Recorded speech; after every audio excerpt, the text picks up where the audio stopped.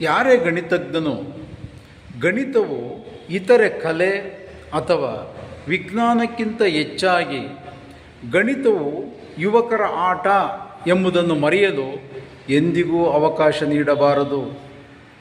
ವಿಶ್ವಕ್ಕೆ, ಪ್ರಪಂಚಕ್ಕೆ ಗಣಿತದಲ್ಲಿ ಅಪಾರವಾದ ಕೊಡುಗೆಯನ್ನು ನೀಡಿ ಅತಿ ಚಿಕ್ಕ ವಯಸ್ಸಿನಲ್ಲೇ ಮರಣ ಹೊಂದಿದ ಗಣಿತಶಾಸ್ತ್ರಜ್ಞರು ಶ್ರೀನಿವಾಸ ರಾಮಾನುಜನ್, ಕೇವಲ 33 ವರ್ಷಕ್ಕೆ ಮರಣ.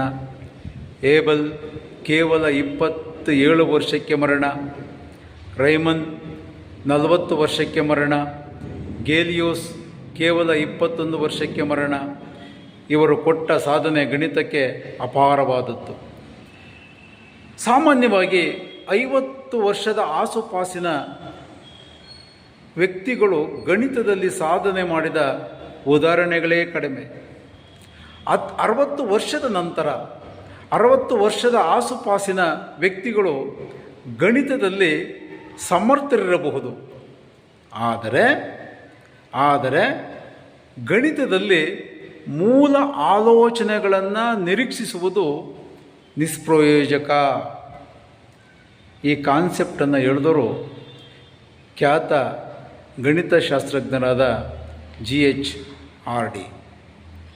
ವಂದನೆಗಳು.